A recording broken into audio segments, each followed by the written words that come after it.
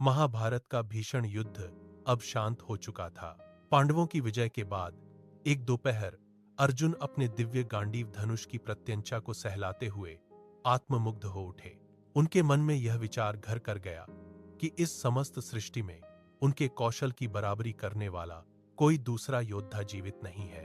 तभी एक वृक्ष की शाखा पर बैठे हनुमान जी ने अर्जुन के इन अहंकारी शब्दों को सुना।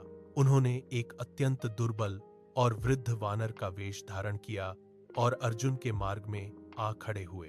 कांपती आवाज में वृद्ध वानर ने चुनौती दी कि क्या अर्जुन अपनी विद्या से समुद्र पर ऐसा पुल बना सकते हैं जो एक वृद्ध वानर का भार सह सके।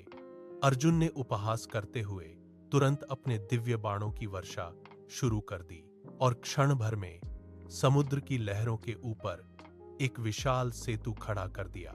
अर्जुन ने गर्व से वानर की ओर देखा और कहा, चलो अब इस पर चलकर दिखाओ। वृद्ध वानर धीरे धीरे पुल पर आगे बढ़ा। जैसे ही उसने अपना पहला पैर पुल पर रखा, पूरा पुल चरमराकर टूट गया। जैसे ही उस वृद्ध वानर ने अपना पहला कदम पुल पर रखा, वह मजबूत दिखने वाला ढांचा तिनके की तरह बिखर गया।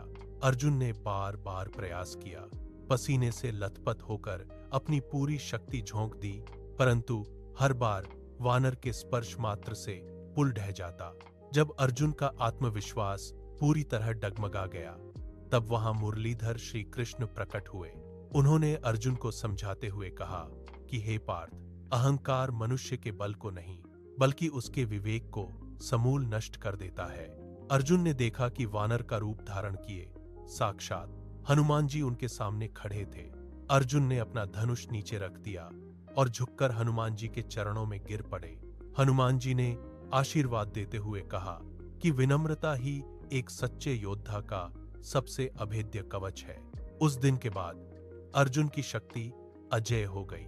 वे जानते थे कि असली योद्धा वही है जिसके पास बल के साथ विनम्रता का कवच भी हो।